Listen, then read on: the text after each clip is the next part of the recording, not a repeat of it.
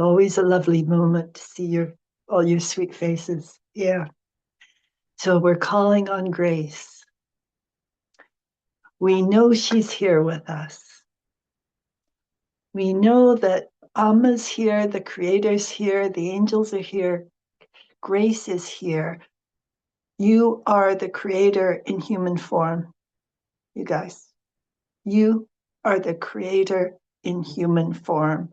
And you will find this out by becoming very, very humble, open to learn like a child, and very, very brave.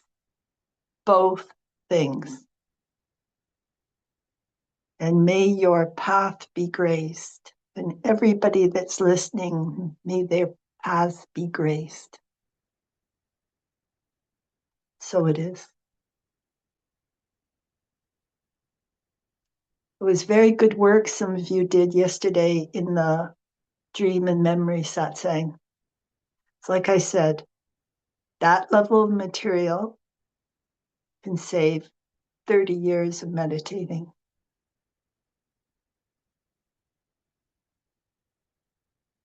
And just stay willing to go deeper and be truer.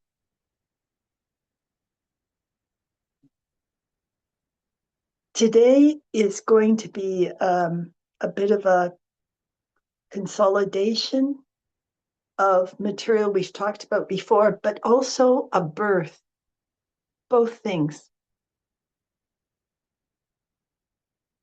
But it's not going to be a stressful birth. It's going to be like realizing how ordinary this knowledge is in a way, how livable it is. We don't have to try with the efforting. It's an allowing. It's an expansion. It's this allowing the big understanding that is within you, coming from all your lives, to come up into your consciousness and be woven in to your experience of life. I said light. That's so interesting. Yeah, of life. This is how life gets. You keep going and you just get an experience of light all the time. Okay, so I just want to mention that Conan O'Brien, speaking to Harvard, his comment was that your greatness comes from accepting the mess around you, not despite it. I feel this means by, accepting the mess that we are, the chaos around us, the chaos we create, our confusion, the confusion other people create. Just embrace the whole thing. And you'll find your greatness. It's true. It's like what I talk about with a scientist who doesn't throw away material that other scientists do. It's the accidents, the mistakes, the guy that takes another look at material that's going to be thrown out. How was penicillin found? Guy noticed that the mold killed bacteria. Yeah. It's just, I'll tell you, the universe, the Amma within you will make sure that you get the understanding you came for this life. If you're willing, if you set out in the path, the universe, Amma, will just make sure you get the understanding. So just relax. It's like relax and be vigilant at the same time. Do you know? It's like a little kid walking with his mom. He's really happy. He's really happy. And he's walking with her, but he's very open to her and what she says to him. And because he's very open, or she's very open to the mom and what she says, and is very biddable, then the mom goes, hey, let's get ice cream. Because the child's biddable. It's the same thing with the universe. We get the gifts as we're biddable, we're open, as we genuflect to the universe. It's very, very simple, you guys. So I want to talk a little bit about before we set off on our lifetimes, before we set off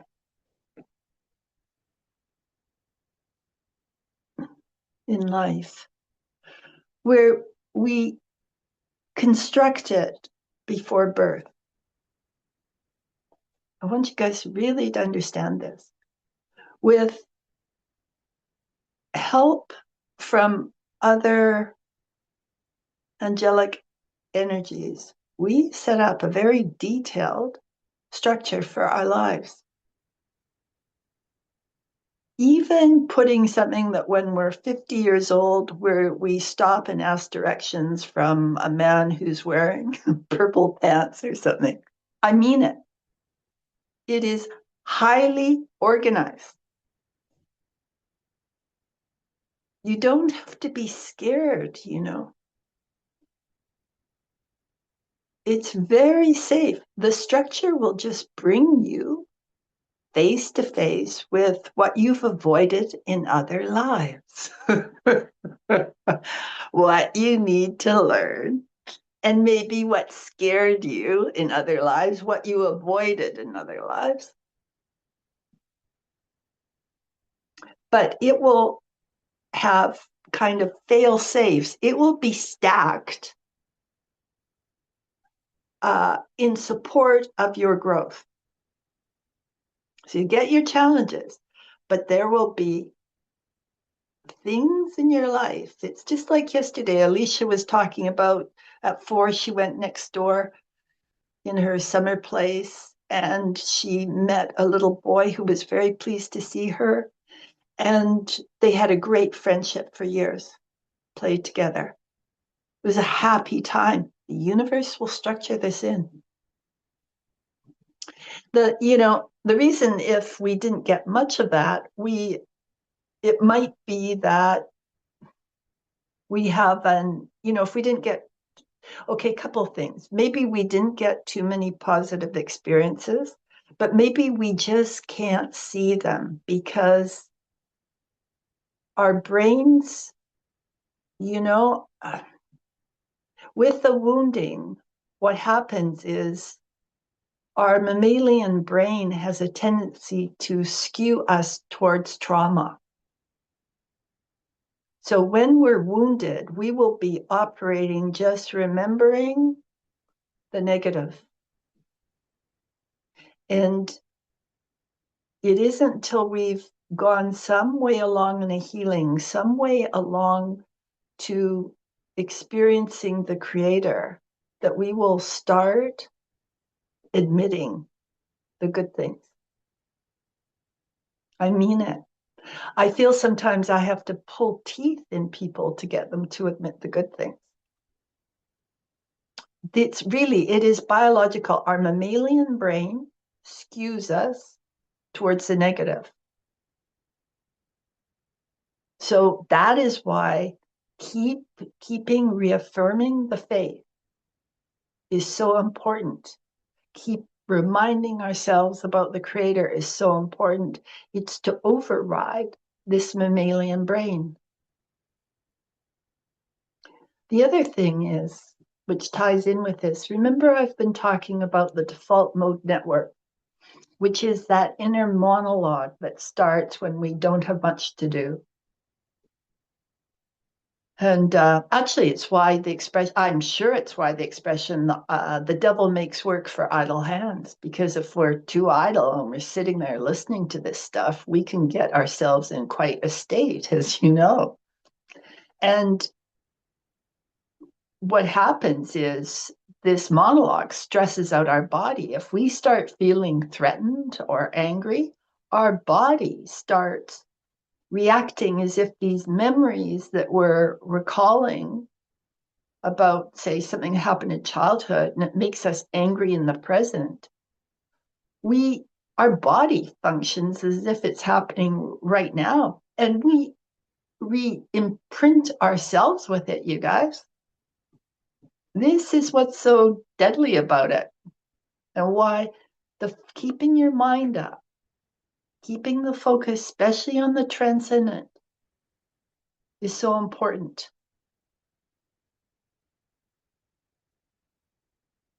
And, as I've said, if you keep doing it for decades, it finally shrinks the hippocampus, which is the source of new memories. So you see, it stops the new memories from forming, good memories from forming. It's like we can really lock ourselves up in a cage listening to this material. Okay, so the point I didn't spell out before, but I really want to spell out, is this monologue comes from the parietal lobe of the neocortex, which is the mammalian brain. And it is involved, it's a seat of, the mammalian brain is the seat of our conscious thought. Now, I want you to understand that we think we're so logical, okay? But our logic is contaminated by the material of our inner monologue, of this default mode network. This is why you can have people in a country, thinking completely different things as a result of the same events that are happening. And people have different takes on it, because even their logic is basically contaminated by this default mode network material. So the reason I'm saying this is I want you to really kind of stop believing your private logic, because it's contaminated with this material. It's like it's like if you talk to a person who's violently prejudiced, you can really spot it. And they will think it's very, very logical to prevent people from joining a golf club on the basis of the color of their skin. But all of us have distortions in our thinking that we don't see until we can start witnessing ourselves more. And you guys, we get so self-righteous about our corrupted thinking. It's just a comedy. We're in an age of narcissism, so we've got this, the individual I is on the throne with crowns, and this individual I is just the foundation of it is, this individual I is basically the default mode network. It's like this river of sewage that goes through our head.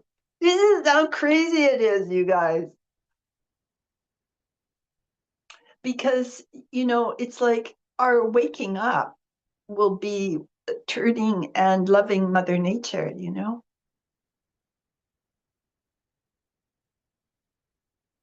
Yeah.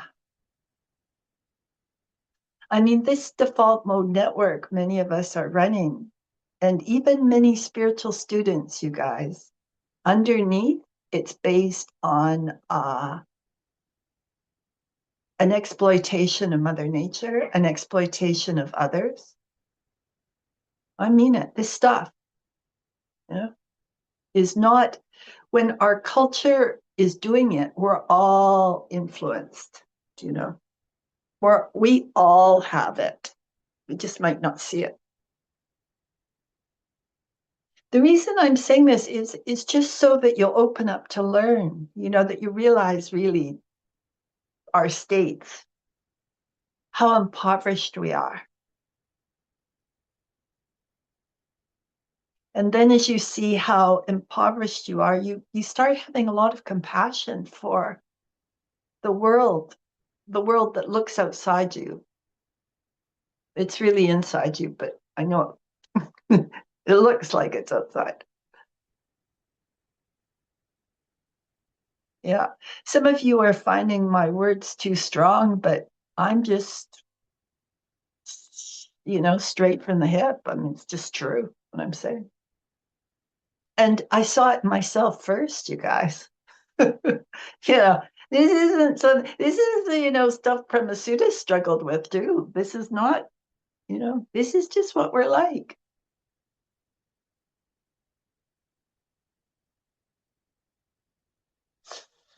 It's part of you are feeling diminished, and I'm not wanting to do that. I'm trying to like, you know,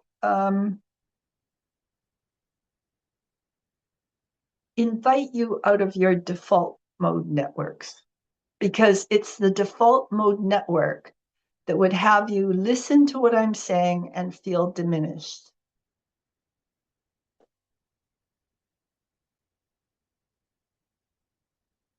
Yeah, you guys. The most hopeful thing I feel about humanity is, we have four brains, and the normal person, their brains are going in different directions. So you know, they've got different points of focus that are going in different directions. And it's sort of like the noise of it is a cacophony. It's caterwauling. Our heads. It's noisy and not so pleasant. But the latest development is the prefrontal lobe, which is the seat of abstract thinking.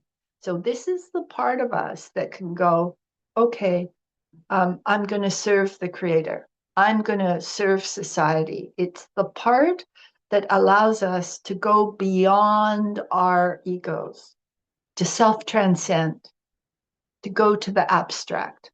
Now, the prefrontal lobe develops after birth, especially 0 to 6.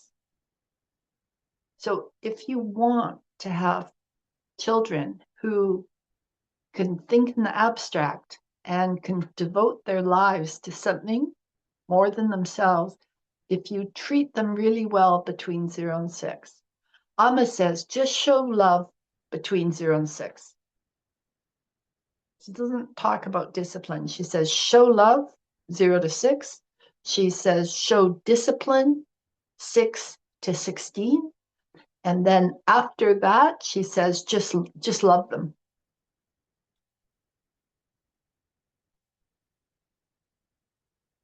So what happens is the prefrontal lobe, when the person is focused on the abstract, like these awareness satsangs. So we're focusing on the abstract, on the awareness, on service to the creator, on waking up.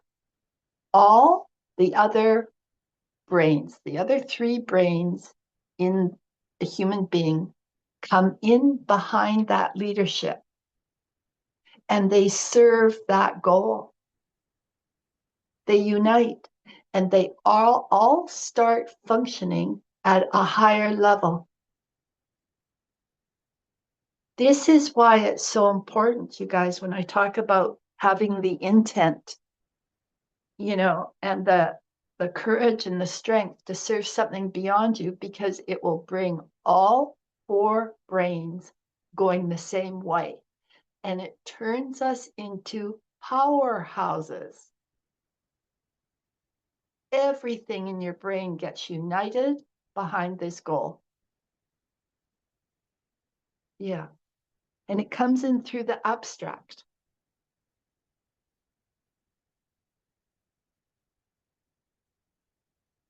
There is a very good book, if somebody wants to read it. It's called The Biology of Transcendence. And it talks about these the brains, like I've been talking about them.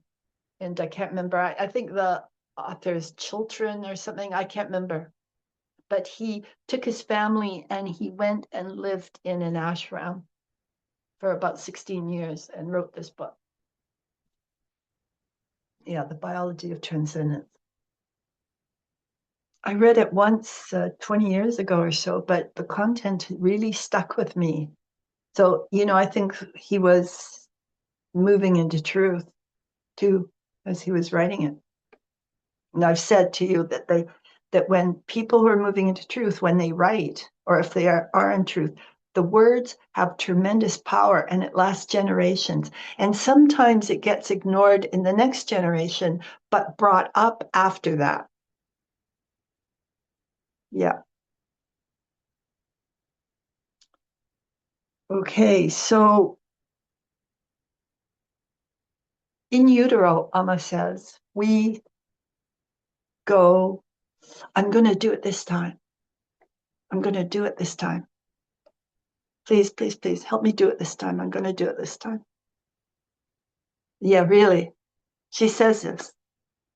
And you guys, not that she needs any confirmation, but my experience confirmed this because when I was in utero and I did this through meditation, this material came up. I was sitting there, kind of half formed like you are when you're in utero. And I could feel my mother's chemicals of her upset. I could feel my cells being affected by it and growing in it. And I had this tremendous fight going on of feeling this material coming on and going, I'm going to get through it this life. I'm going to get through it this life. This is how real these little munchkins are, how alive they are, how awake they are, how alive and awake you were. You were.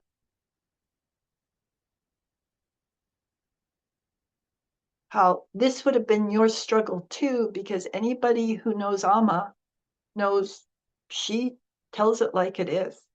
And if she says that we struggle in utero with this, we do. And you would have. And here you are waking up.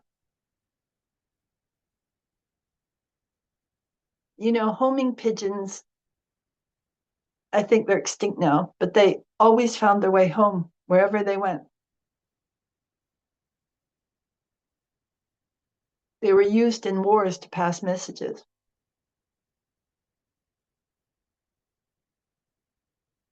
We have a homing pigeon within us.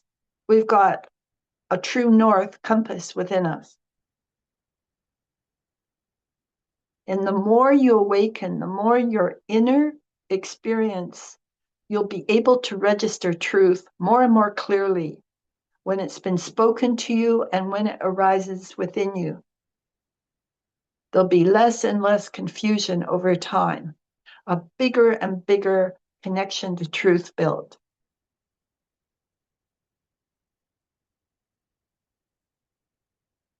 It takes a lot of guts, you guys, and we get humbled in ways that are just tailor-made for us. In the most excruciating way we possibly could be humbled. This is what happened. Okay. It's, what my expression was like. Sometimes it would feel like there was a Satan in the sky orchestrating all this for me. This is what it felt like, Satan in the sky. But it is a clearing of our egos. There's no Satan. It's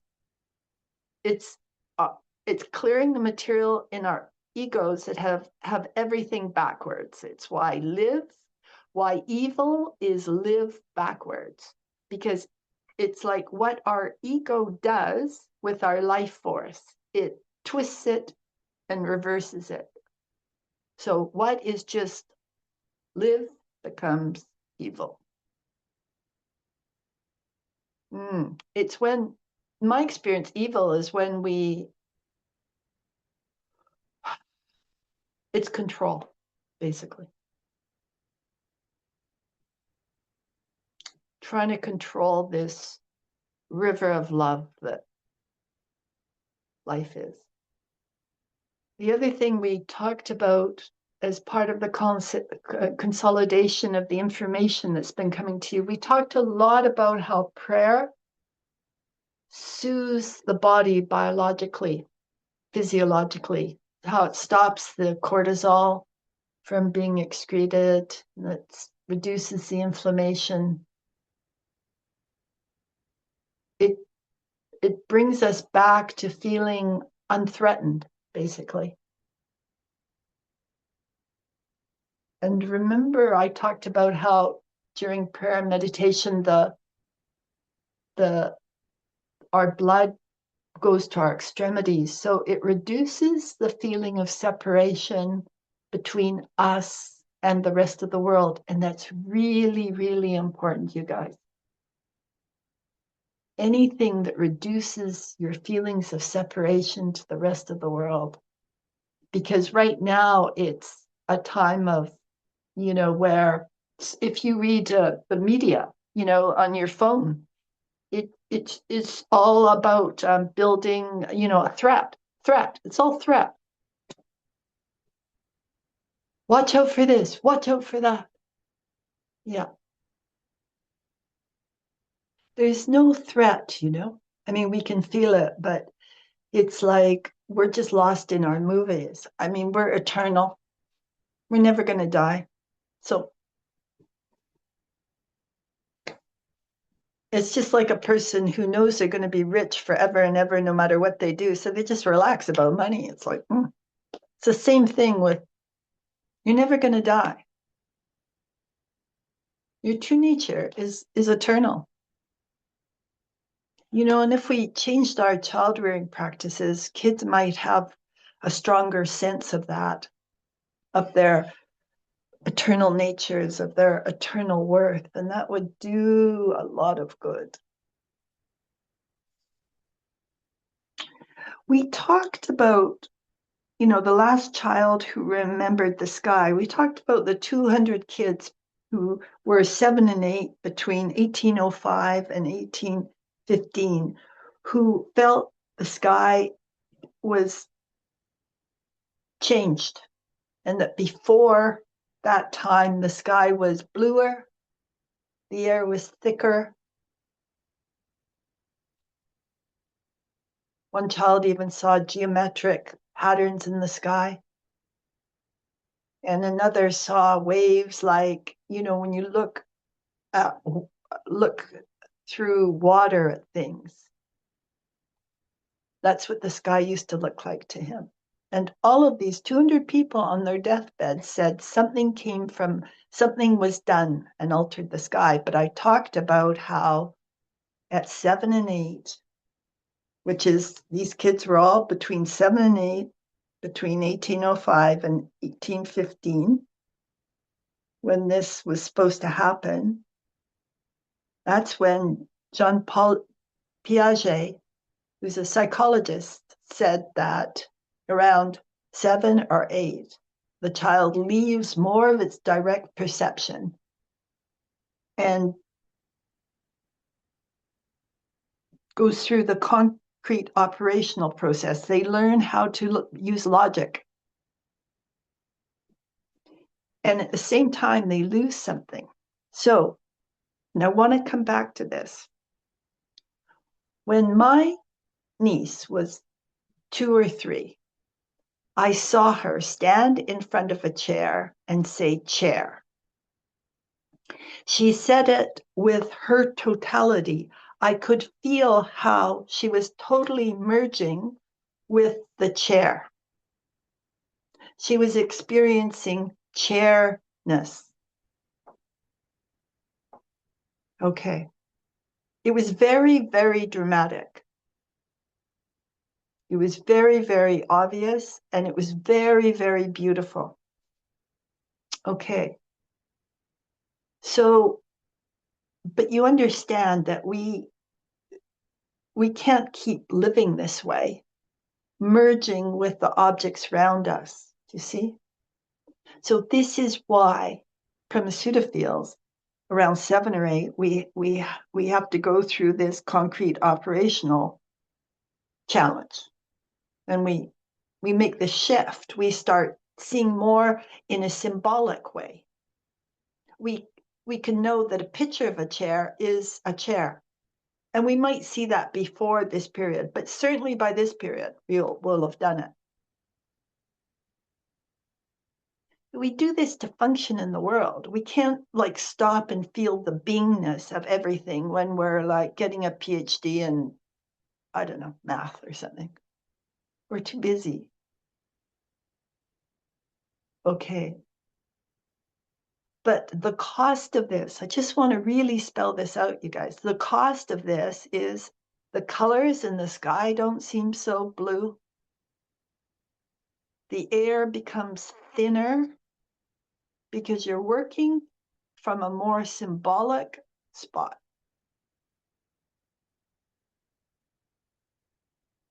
It's why the magic of childhood leaves many of us.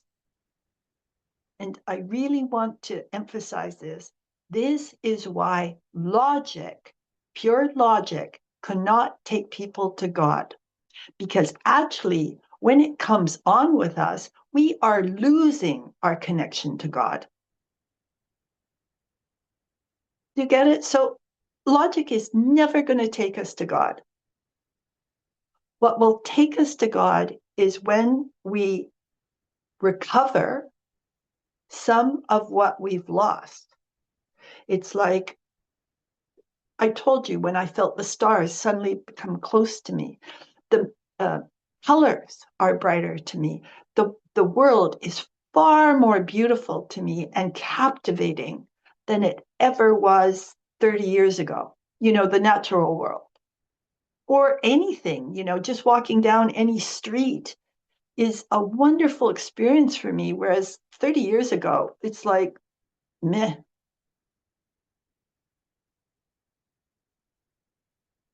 Because Premasudha's recovered what she lost. And really I remember saying to somebody, I was talking about how thick the air was. And I realized when I was speaking to him that for him, the air was very thin and that I had forgotten about that state because I'd been living with the air being thick for so long. It's like love is thick in the air for Premasudha. So what I'm emphasizing is you can recover this lost connection. And when you do, you will see logically why the only safe way is to be true to the creator. Basically, you start seeing it's the logic of it's like this. It's like when you really see that that when we poison Mother Nature, we poison ourselves.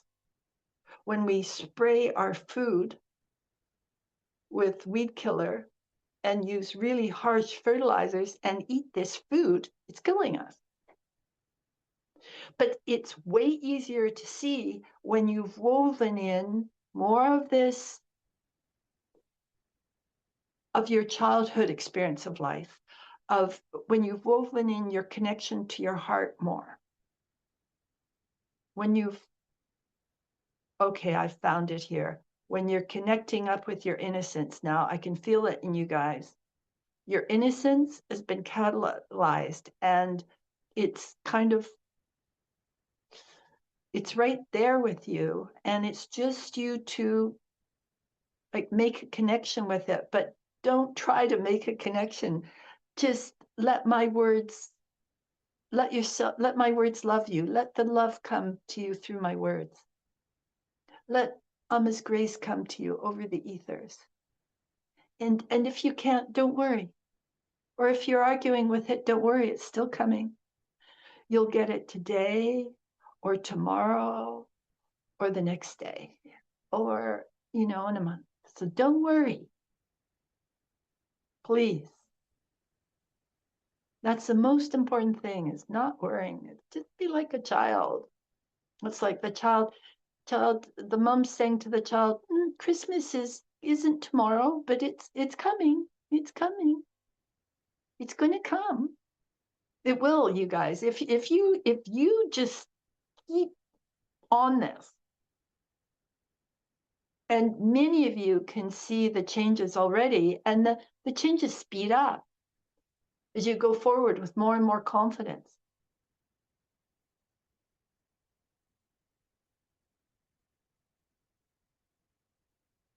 I have to say, you guys, I would have been, with the way I was as a student, I would have listened to every satsang at least once.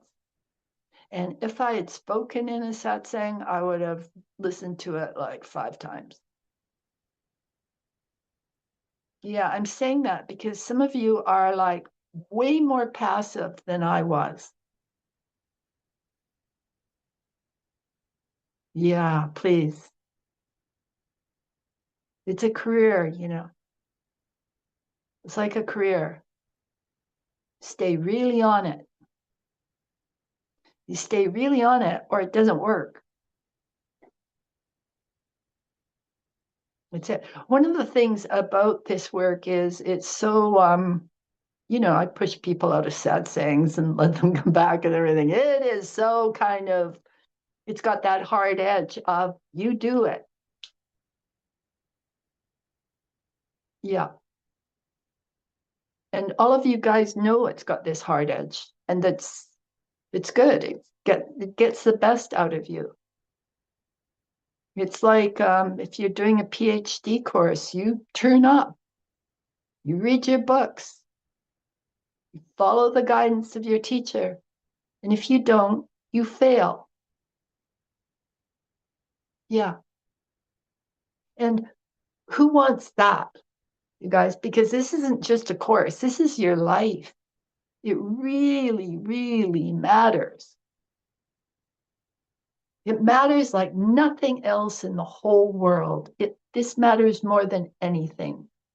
Seek ye first the kingdom of heaven, and all will be brought to you. That is how it works. That's it. Okay, good. Okay, good. There's some of you who are considering becoming more pure-minded. That's it. That's it. I get the funniest visuals working with you sometimes. You know what I just saw was some black snakes leaving your heads. Like when one's being a bit of a snake, a little corrupt, I saw this black snake leave. It's very good. That's in several of you. Yeah. It's very entertaining. Oh my goodness. So again, as part of this consolidation, we talked about how, in the double slit experiment, when light goes through, that when it's not watched, it goes through as a wave. But when it's watched, it goes through as particles.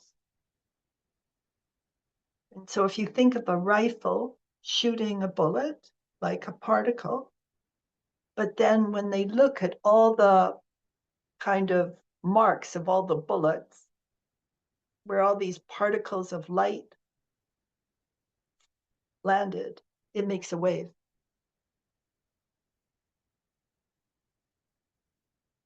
So some of you know about Bruno Groening, who was a healer in Germany, who would stand in the balcony and there would be thousands of people below him. And he would say, rise up, and people came out of wheelchairs. He was working with the wave.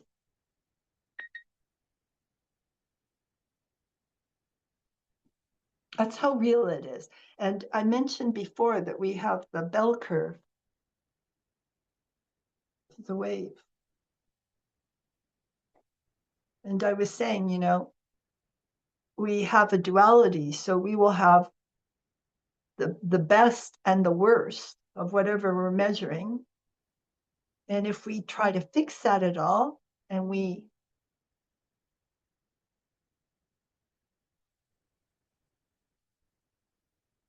if we try to improve this bell curve,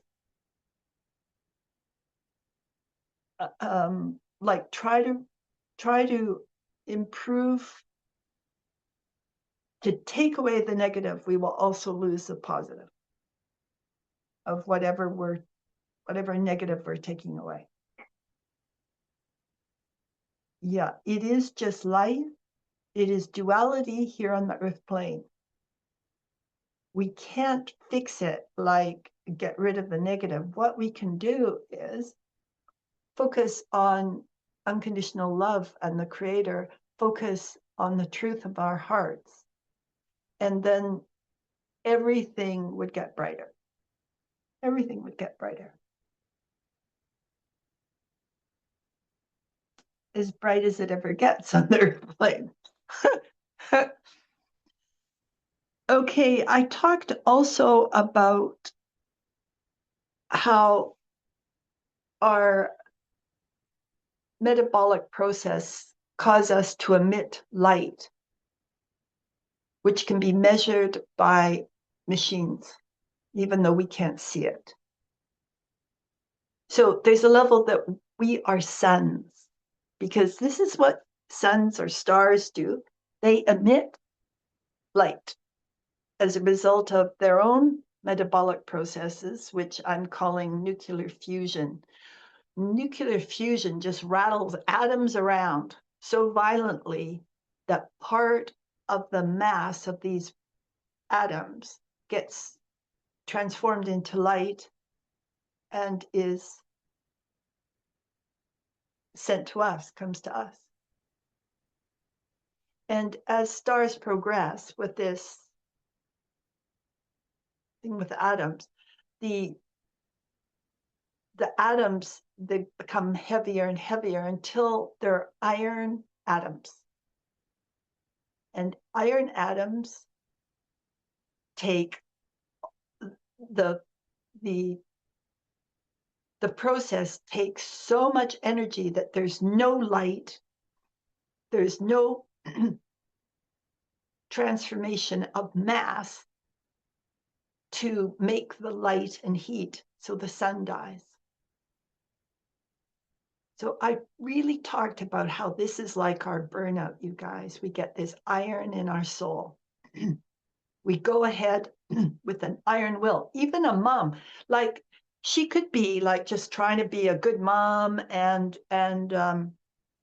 take care of her kids and do her job. But if she's doing it with too much iron, too much outer focus, not enough listening to herself and responding to herself, so that the demands are so big, she will burn out just like a sun. We are the natural world, you guys. We're not separate.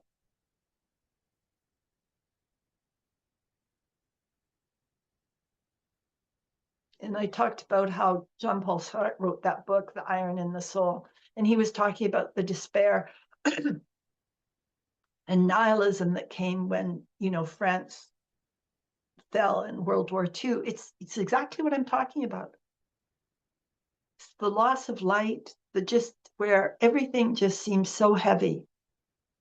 But these are all fertilizer for us. And if volcanic ash is used as a fertilizer, and it enhances growth, you guys. But all we have to do is just embrace the mess, the chaos that Conan O'Brien was talking about. Just embrace the whole mess. Yeah. Okay, that's it. That expression, embrace the whole mass, and many of you smiled, and it was like it was a culmination of all that I've said. Just embrace the whole freaking mess of it. Yeah, that's it. It's so nice to do this, you guys. You just embrace it. It's impossible to fix. How do you fix life? You can't. You can't. I had one of those experiences where so much anger came up to be cleared, that I had the experience of each one of my cells carrying a volcano. Really, I could feel how every cell of my body had this volcano. And, it was around the time after that experience, then I read that volcanic ash was a good fertilizer. So I went, oh, okay. This is how I navigated, you guys. The universe would just bring me this information and help me get over what I was gagging on within myself, you see. it, you'll be helped beyond where you are. Just embrace the mess. It's embrace the birth, the mess, the blood, the screaming, all of it, the pain. Embrace it. That's it. That's it. Good. Good. Good. This is the quantum leap I'm feeling is being made. You guys, I feel all of us are making a quantum leap. And even when I wrote before this satsang even started, I wrote a LinkedIn post where I was talking about those Beryllian ions that don't transform when they're watched. If they're watched and measured too much, they just stay in their original state. And I was drawing the connection between when we measure ourselves like this is what happens. We don't change. And when we watch someone obsessively, like somebody at work or a child that we're worried about, we watch and measure them obsessively. It does not work. Yep. See, the natural laws affect us. We are the natural laws. We're made out of the same stuff. Our atoms, some atoms will have come from the sun somewhere, from some star somewhere. Your atoms in your body, who knows where they've been? You may have been part of some great seer, some great mystic centuries ago, and an atom or a few atoms from that person are in you. Yeah. That's how big it is, you guys. So, we're born. We're born. It's like we land in the hospital, and the thing and the noises, and we'll pick up on like how our parents are feeling, and we'll pick up material even from the doctors and the nurses, but they're gloriously happy. If you've been in a birthing room, the personnel are always like just happy. It's a wonderful experience. It's like a bit of heaven coming in. Yeah, there's an expression, an Irish expression, I think. The baby brings its own welcome. Yeah, we inspire you, and you would have inspired a welcome. You inspired a welcome at birth. It would have happened the same way it happens in birth. The doctors and nurses get very happy. Congratulations, what a wonderful, wonderful child. Mom is thrilled that, the pain stopping and the baby's arrived, but the pain opens her to bond with the child. It's not bad. After that pain, the relief, it's just, you just fall in love with your child. You would anyway, but even more so if, Premasudha had like 32-hour births. I was so happy to see that the children. Yeah. Yeah. That's it. And then when you're born, there are these stages. Okay. So I'm going to call them monads. Birth is it. Like you're imprinted. And it's like what you do with that when you're born. Do you go like, oh, I give up, it's too hard here? Or do you go, I can do it this lifetime? Really? It's how you greet your mom, who your mom was to you, like how many lives you've had, what kind of bond, if there's any karma, all of that. And then you keep growing, and there's a second stage that happens, second monad, and that's your ego forming, where you realize these people, they don't know about much, and you kind of let your ego come on to protect you. You go, oh, they're all wearing ego coats here. I guess I have to put one on too. Otherwise, I'm going to be crucified. you, so you put it on. Yeah. And you would have known what you would have done. When on the table with Abraham, I suddenly was 3 years old, taking on my ego, like just turned 3. It was like, and the overwhelming horror and terror and sorrow about doing it.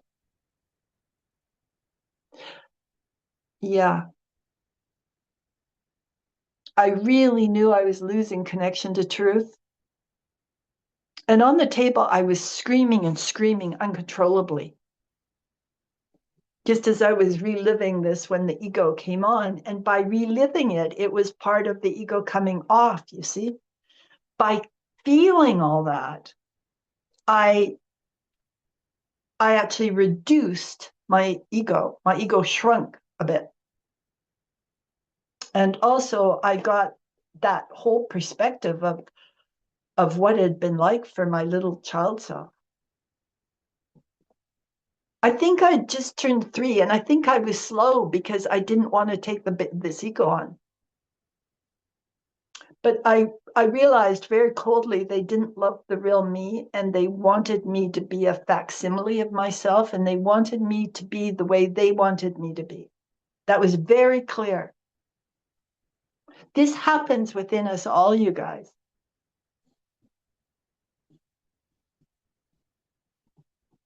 This is what life is like when you look at a chair and you become a chair, just like that little one did. You see, this is kind of where Premasudha lives and where I speak to you from. It's kind of that innocence regained place. Innocence, innocence lost, innocence regained. We can all regain our innocence.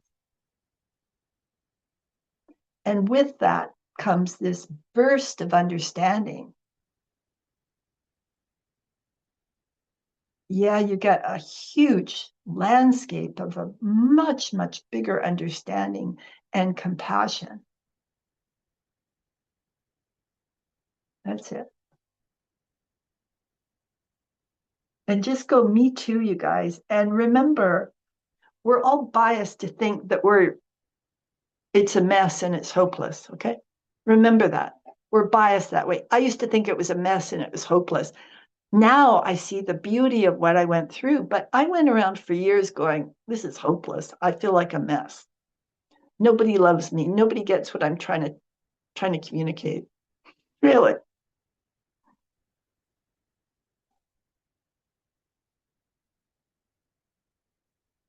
Really, it was it was very intense. Yeah. So I just prayed harder. That's what I did with it.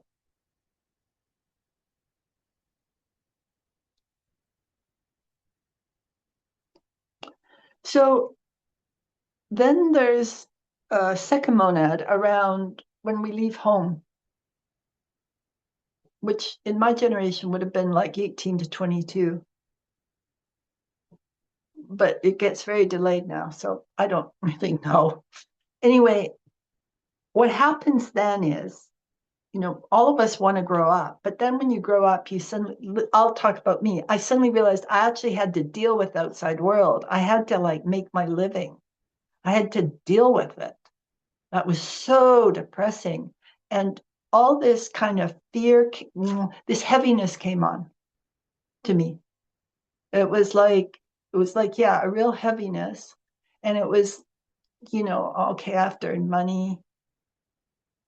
Now, that heaviness was exactly in proportion to the amount of fear that I took on 0 to 6. This is how it works, you guys. The amount of fear you took on from 0 to 6 is what you feel as heaviness, constriction, imprisonment, just when you're leaving home. It's like you start experiencing your chains. And the fear comes from other lives. It's just was imprinted again.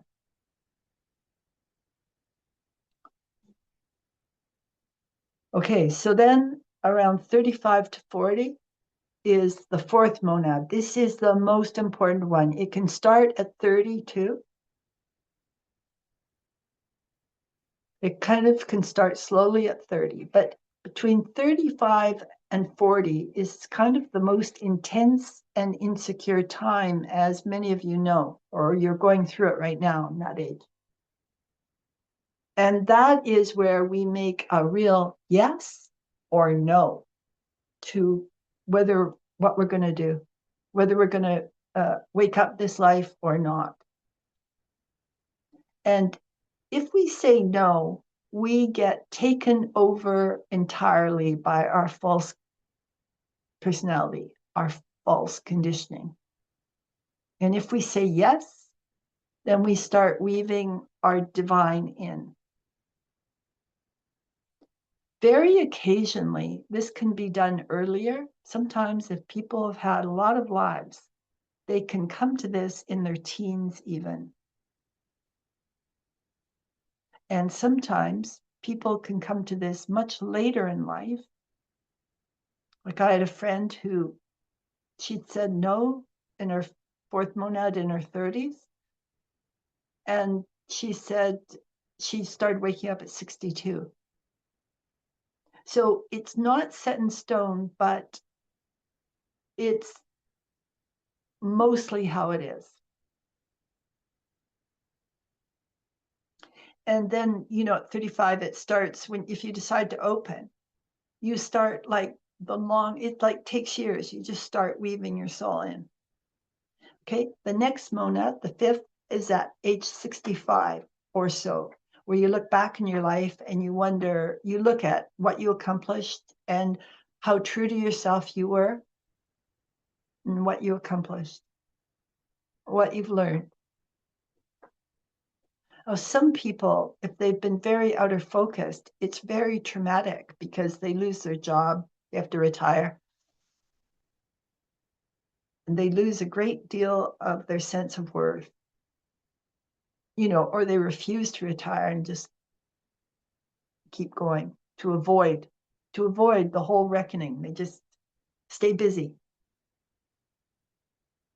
Then the sixth one is you get the disease that's going to kill you. And then there's the next one, the seventh, is the point of death. These are all challenging periods, crisis periods, set up to facilitate your learning.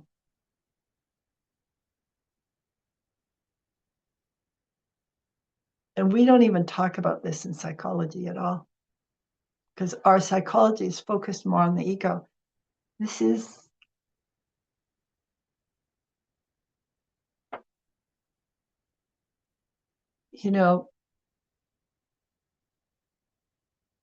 I feel this approach would be more a return to center, more to the truth of things. This is a more helpful psychology, If we all knew that between 35 and 40, we're going to feel very insecure, we could be gentler with ourselves, If we knew that what happened to children 0 to 6 culminates in the feeling of heaviness just when you leave home, we might take better care of kids. But, really, we know the importance of taking care of kids, but we still ignore it.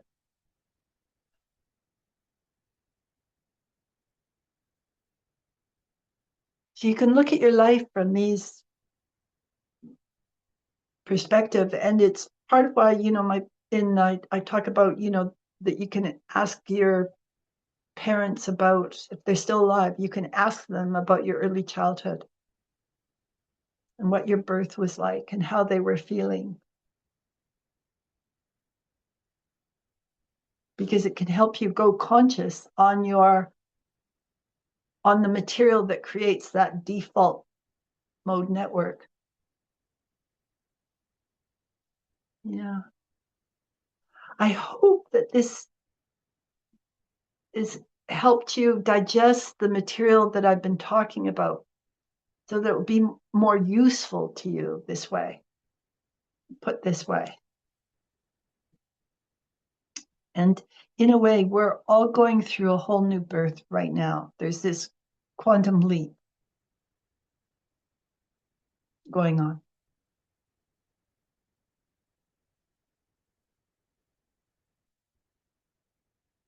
And don't worry about it. Some of you are kind of like, am I doing it? Am I doing it right? Am I in that wave? You are. Relax, please. You won't even see that it's a quantum leap till afterwards. It's just, I see it. Yeah, don't worry.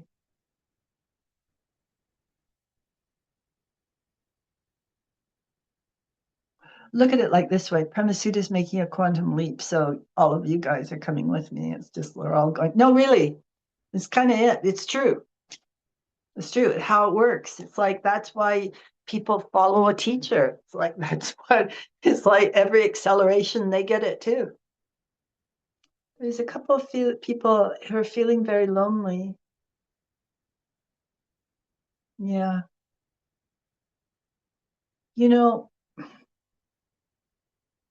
It's not a bad thing if it makes you turn to the creator, turn to Amma.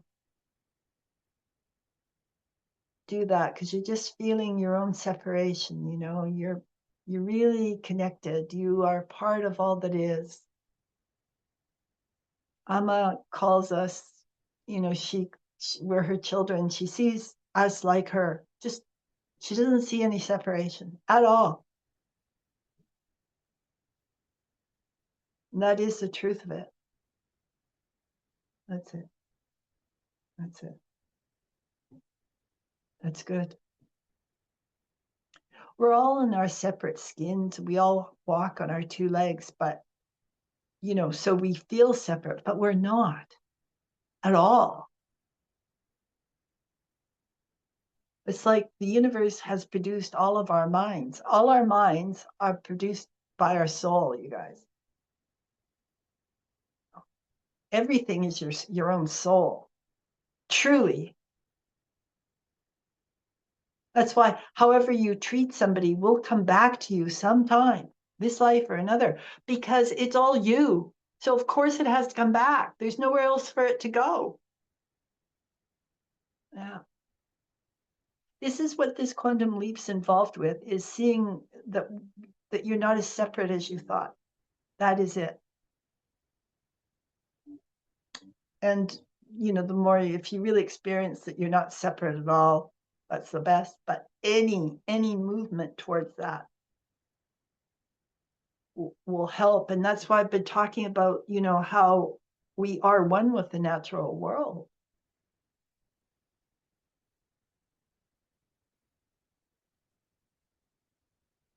Yeah, we're one with Mother Nature. There's one other thing I wanted to say before I'm going to make room for questions after this. When electrons receive photons of light, they bump up to a higher orbit within the atom. They go up. And it's why it's the same principle when you're around a teacher, you bump up, and it can feel like when you move away from the teacher, you bump down. It can feel like that. Now, and it's being around the teacher and feeling that bumping up retrains your body gradually to just lodge there.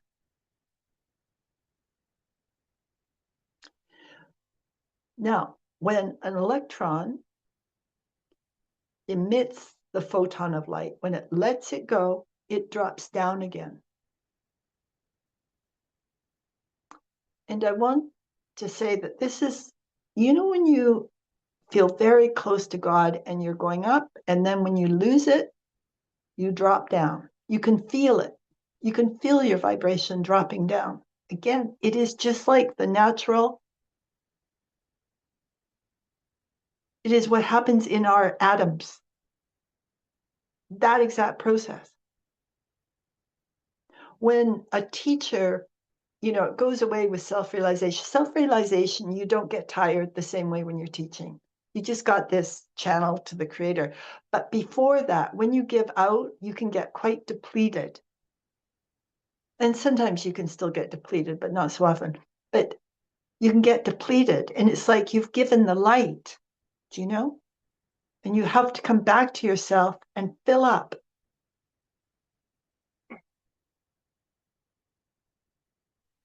Electrons go up, they can also go down. You can see this happening in society. Societies can go up and they can fall down. And people can behave one way, and a decade later, they could be functioning in a much lower state, doing much more corrupt stuff without really realizing that they'd changed their behaviors, that they had fallen in the light. It's just like the electrons. This is the importance of keeping the focus on light. Like, keep inspiring yourself. Read the inspiring books. Meditate, satsang, staying up. And, sometimes integration means that we have some kind of negative experiences, and we might not always be at our best. We may do something, function badly somewhere. Just embrace it, forgive it, and get back up. Don't roll around in it. We all goof. Truly. This is why I've told you so often about my goofs, because it's like, it's how it is. Yeah. A human. It's like all saints have a past. It's like, you don't know what, the saint had gone through in their growing pains. What they'd been like to live with, really. Mm-hmm. They might be way worse than you ever were.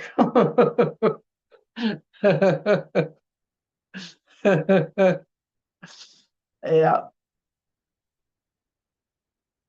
Okay, questions. Does anybody have any questions or comments or?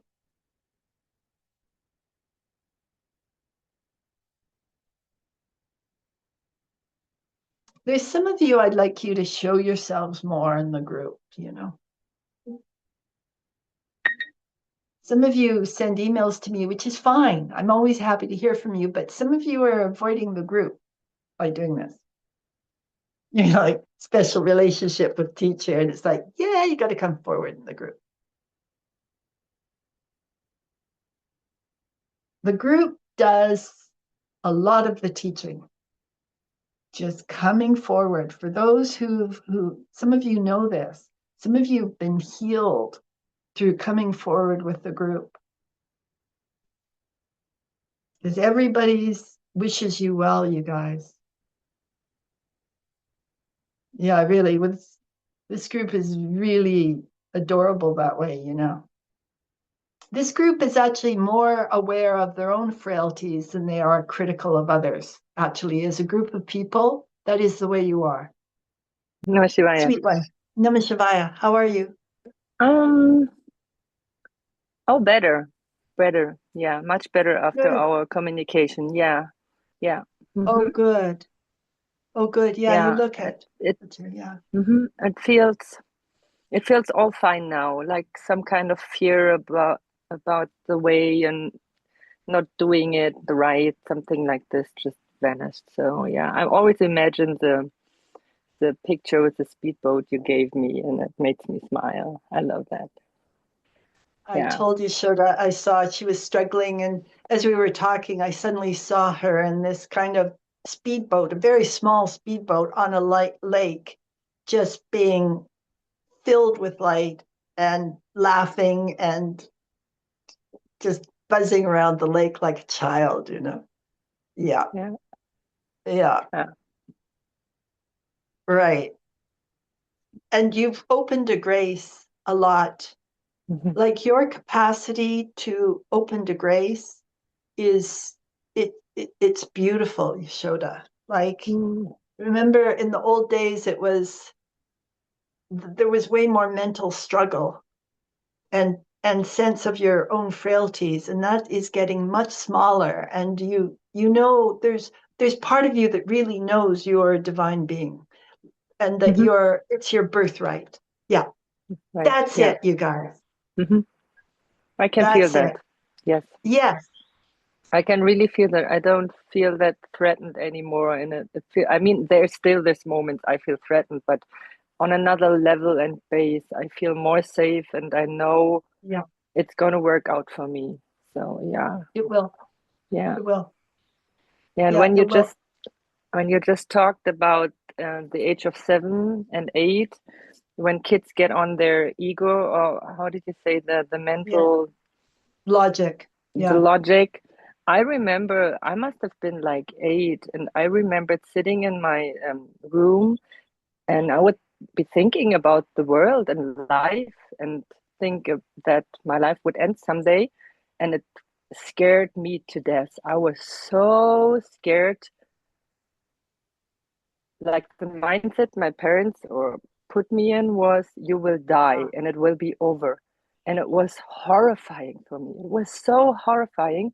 And I just remembered this last weeks, and it came to my mind again.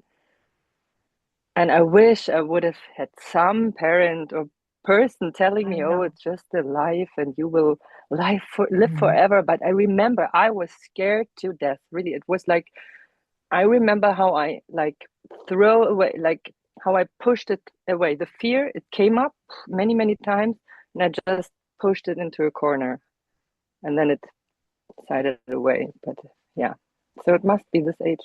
Yeah, I remember. Right. Oh, that's very Yeah, beautiful. I mean, it's very profound. You went through that. Like, what a thoughtful little kid. yeah. Really. Ah, I mean, yeah, thoughtful little kid. I wish somebody would be there and say, "Oh, it's not the truth," I know. but I felt I it. I know. really remember. It scared me. It was horrifying, and there was nobody. I just remember sitting in my room, and this fear came up. I will be dead, and I was just like, "Oh my God!" It like, and on one part, I knew it can't be true, but I didn't know that it's not true. I believed it. Yeah, Right. Remember, I said to you, you had that courage not to go into your mom's bed when you were early? It's the same kind of courage to yeah, let yourself feel that amount of fear and just be with it. Like, that's amazing to me that you would really. feel it so intensely, Hmm. consciously like that. Yeah, And, and again, not try to get help from somebody else. But yeah, it's really, really important, Maxie. There's something really, really important about your decision to kind of just be with it, hmm, you know? Yeah. It's almost like you could see through all terror this way.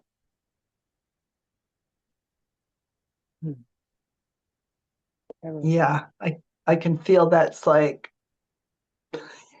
it's kind of like, oh no. yeah. I But feel. yeah, I know. So this is the trouble. This is, the trouble with talking too much. Mhm. I was trying to encourage you, just saying, yeah, you could keep up that Yeah. kind of thing. Yeah. Hmm. Right. The same courage to see, the same courage to be with, the same courage just to keep looking. It's like, yeah. And you didn't go into drugs, you know. Your adulthood didn't go into drugs. I mean, Not at all. Never. yeah. Yeah, awesome. Awesome. It wasn't a possibility. It wasn't even a possibility. No. No, but that's a credit. Truly. I No. mean, truly, people go into drugs because to avoid this kind of stuff. Yeah. Yeah. Just want to see. I almost feel like I've made a mess with all my words. I feel like I'm going to have to sweep up. I feel like energetically I'm sweeping up some of the things I said, like, because I don't want to disrupt your process. This is, you know, Amma doesn't talk. I increasingly I see the wisdom of it, but you know, in another way I have to talk to reach you guys. So um yeah. So I just swept it all up. Good, Yashoda. I'm happy to hear this. Yeah. Yeah. Thank Right. you. Good. Yeah. Yes, you are. Good. Yeah. Yeah, no, Shivaya. Yeah. There's still time for anybody else. Lalita. I want you to Hi, Premasudha. just, yeah, sorry, sweetie. I want you to express something to the group. Like, I felt I you. want you to, it's sort of like, I want you to know how safe it is, the group, Hmm. you know? Yeah, I feel really grateful and calm, like much better in my body. And last week, I was contemplating on two things. One is anger, like how I wasn't able to express it, my anger, Right. and it was causing this, this default network you were talking about. So I think it was Yes, impacting exactly. my health, right? And also around loyalty, like I was super loyal to others or some things, Yeah, places, but I was never loyal to myself. So it was big reflection this week, and I decided to be loyal to myself, to start being loyal to right, myself. right. It's above all to thine own self be true. Yes, yes, yes. And you're very equipped to make this step. I want to say it can be a hard step, but you're very equipped. So I'm not expecting this hardness, but to all the rest of you, you guys, it can be a hard step when we do this. Side with ourselves. This is the siding with ourselves I talk about, honoring ourselves. And when we have had a lot of lives and we can love very deeply, we can be incredibly good, devoted friends of ours, of friends for others, and yet never get the same thing back because we're not giving it to ourselves. Yeah, Right. and we feel abandoned because of that. Yes. Yeah. So I'm really grateful, yeah, with this full moon and the energies, more clarity came. So very grateful for that. And I feel more empowered, like I'm coming back. Yeah. My health, Yeah. everything. Yeah. Yeah. It's like I can feel you're coming back in a wide front, like health, your psychology, just a whole many threads. You're working with many threads right now in your tapestry. And yeah, there's this gold being woven in. And it's beautiful work you're doing, Lolita. Truly. Yeah, I Yeah. can highlight enough how precious this is, this group that you offer these satsangs, and we can really connect and share and go forward. Yeah. You know, we give what we needed. It's like, I needed this. This is, yeah. And I feel like all of our journeys could be so graced if we did this. Like it would change, it would be world changing because we change, right? We we're transforming and then it's just going out. Yeah. I know, it's like the angel said, that this was practical help and that this is what is needed for people. Practical help. Yeah. Right. Yeah. And you're all doing it, you guys. You're all doing it. Okay. Everybody here is doing it. Please. Even I've gone after a couple of people. It's okay. You're doing it. Yeah. That's good. Love it. Yeah, sweetie. I'm seeing this light coming to you just with these words. Yeah. It's like you've opened up to more grace. Uh-huh. Yes. Right. Yeah. You know, I wrote this story.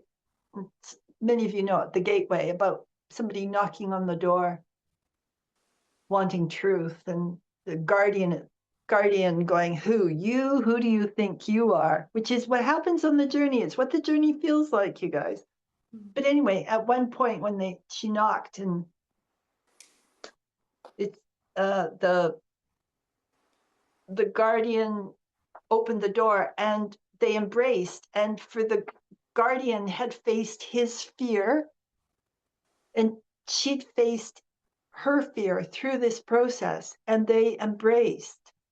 And with this, there was a noise of a tremendous crack, and it was resistance cracking, resistance, the old mold breaking. And after that, heaven came to earth, and many souls made it through the gate of the dreams come true. Yeah, I feel we're at this moment. Truly, when I said the resistance, there is a quantum leap and this resistance breaking, I feel we're right here. And I think you're going to see it in the collective as well. I think I'm speaking, it's not just a personal experience. I feel it is the time right now. Yes. And I just want to say something, you guys. This is when I wrote this book, and I just wrote it out of my own angst and my hopes and everything. And many, many, many things in it have come true. Yeah, it's just, you don't know what you're doing, like you don't know the value of what you're doing and what you're going through. Yeah, please remember that.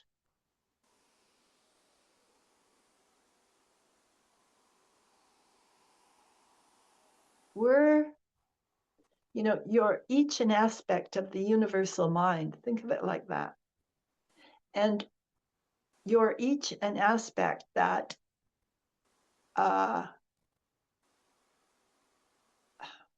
wave of perception comes through you from the creator. It's like, remember I've talked about snowflakes. They're all snowflakes, but they've got different patterns. So you have a different pattern of perception from which to experience life and then to give your gift from this.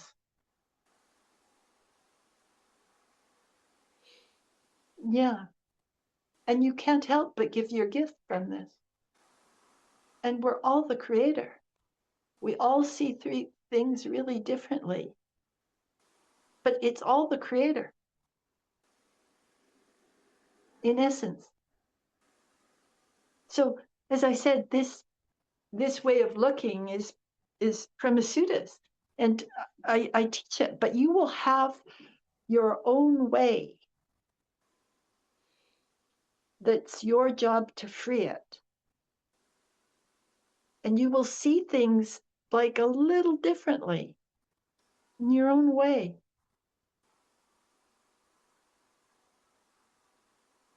This is why, if you bring a whole bunch of enlightened people together in a room, they won't agree. They'll love each other. No, I mean it. They won't agree. but they'll see the divine in each one's view. So please, your differences are valuable too. Your point of pain is the other side of your great gift. The thing that has caused you the most excruciating pain is your great gift.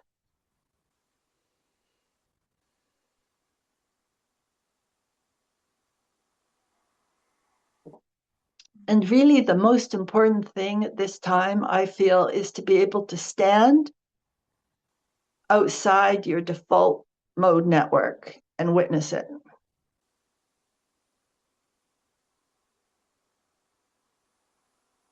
And, more and more develop a solid footing where you watch your default mode network without falling into it.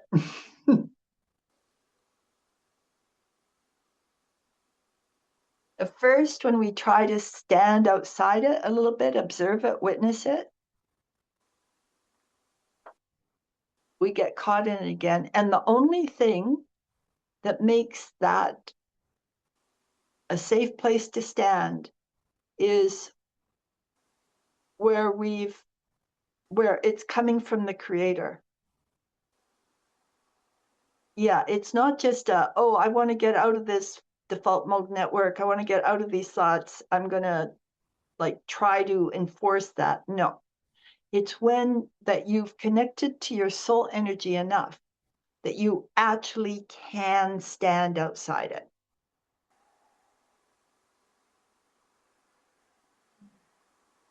Where your understanding has got big enough that you really know that the stuff that's running through your mind is of limited value, even as part of you believes it.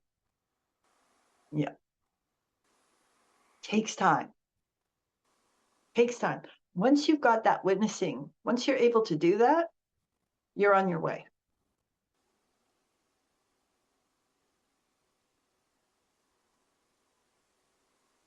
Well, it's funny. I don't want to say goodbye to you, but my voice, I'm tired of talking, and I don't want to mess things up by talking too much more. I'll have to start sweeping it all up again. So I'm going to make the last call for anybody who wants to speak at all, say anything. Can I just say something? Yeah, who's that? This is Judy. Just Judy. You're not just Judy. No, I said this. Judy! I said this is Judy. Oh, okay. But this is just a comment to everybody, and just this might be a good way to end. I don't know, but when you were speaking about the ego and how you might get that ability to stand outside, I don't have that power, but I just got this sudden image of myself calling out my ego, and like a bully in the playground that was caught out, but is still young and innocent enough, where I'm like shaking my finger at my ego, and it goes, yeah, that was me. That's what that came in my head. That's all I have to say. Yeah, right. And that's it. It's we can play into it. That's exactly it. That is the use of a loving group. It's we get playful. You can play out of this. That's it. Good start. Jane Ma. Okay, you guys. We'll see you next Sunday, and we'll do another Saturday in a couple of weeks from this weekend. Yeah. Okay, and thank you for all your messages, and thank you for coming. Thank you for growing. Thanks for being willing. It's just so much fun, you guys. It's just so much fun. Bye.